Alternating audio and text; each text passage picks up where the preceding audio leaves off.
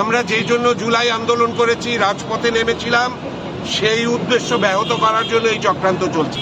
নাগরিক যে নিরাপত্তা, এই নিরাপত্তার বিষয়টি একেবারেই নাই, একেবারে ঠুনকো হয়ে গেছে। আমি বলে দিয়েছি তুমি পদত্যাগ করো অবিলম্বে, তুমি যোগ্য নও, তুমি অথর্ব। ইউএফটিসিএল এর সাথে ইনভেস্টমেন্ট এখন আরো ইজি। আমাদের নিজস্ব ট্রেডিং অ্যাপ ইউএফটি ফার্স্টে পাচ্ছেন শেয়ার বাজারের সম্পূর্ণ সমাধান, এনলিস্টেড কোম্পানির অ্যানালাইসিস থেকে শুরু করে রিয়েল টাইম আপডেট, সবকিছুই এখন এক প্ল্যাটফর্মে। আমার ক্ষোভটা এখন স্বরাষ্ট্র উপদেষ্টার উপরে, বিকজ উনি সমস্ত ঘটনা পুঙ্খানুপুঙ্খ রূপে জানেন। উনি মিথ্যাচার করেছেন এবং এই ঘটনাটাকে উনি ধর্মের অপব্যবহার দিয়ে ঢাকতে চেয়েছেন। এটা হচ্ছে ওনার ঔদ্ধত্য, ধৃষ্টতা এবং কুৎসিত মানসিকতার পরিচয় উনি দিয়েছেন। এই জন্য আমি ক্ষুব্ধ। আমি ব্যক্তিগতভাবে তার পদত্যাগ চাই। উনি সমস্ত ঘটনা জানেন। মোহাম্মদপুর থানায় সন্ধ্যা 6টা থেকে রাত 12টা পর্যন্ত কি হয়েছে উনি সব জানেন।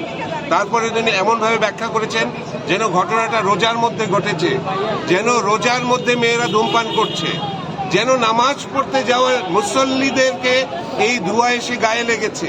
এইভাবে উনি উপস্থাপনা করতে চেয়েছেন। সম্পূর্ণ মিথ্যা, সম্পূর্ণ কুৎসিত উদ্দেশ্যে এটা উনি করেছেন। টার্গেট শুধু না, যেখানে তাদেরকে বেশ্যা বলে গালি দেওয়া হয়েছে, সোজা কথা, এটা থেকে সূত্রপাত। তারপরে 70-80 জন তারা থানায় গিয়ে আবার থানায় এমনভাবে করে রাখছে যেন থানা তাদের। এখানে রাজনীতিরও ইনভলভমেন্ট আছে, আপনারা এটা খোঁজ করবেন। আমরা হচ্ছে অশুভ রাজনীতির গন্ধ পাচ্ছি। আমরা যেই জন্য জুলাই আন্দোলন করেছি, রাজপথে নেমেছিলাম, সেই উদ্দেশ্য ব্যাহত করার জন্য এই চক্রান্ত চলছে। আমাদের ধারণা এই, আমি ব্যক্তিগতভাবে রাজনীতি করি না, আমি এটুকুই বুঝি স্বরাষ্ট্র উপদেষ্টা সম্ভবত সেই পারপাস সার্ভ করছে, এই মবের পারপাস সার্ভ করছে। সে হয়তো প্রতিষ্ঠা করতে চায় আমরা যে আন্দোলন করেছিলাম সেটা আমরা ভুল করেছি। সম্ভবত এই অথর্ব স্বরাষ্ট্র উপদেষ্টা সেটাই প্রমাণ করতে চায়। আমি তোমার পদত্যাগ চাই জাহাঙ্গীর আলম। আমি বলে দিয়েছি তুমি পদত্যাগ করো অবিলম্বে, তুমি যোগ্য নও, তুমি অথর্ব। সেই ফ্যাসিবাদী ব্যবস্থার বিরুদ্ধে আম জনতা, আমরা এই দেশের সমগ্র জনগণ যখন সোচ্চার হই এবং শেষ পর্যন্ত 5ই আগস্টে যখন পদত্যাগ করে চলে যায়, তখন আমাদের ধারণা ছিল এই দেশে সত্যিকার অর্থে একটা বৈষম্যমূলক, বৈষম্যহীন একটা সমাজ প্রতিষ্ঠা হবে এবং সেই বৈষম্যহীন সমাজ প্রতিষ্ঠার লক্ষ্যেই এই প্রায় 2000-এর অধিক লোক প্রাণ দিয়েছে এবং কয়েক হাজার পঙ্গুত্ব বরণ করেছে। অথচ আমরা কি দেখলাম?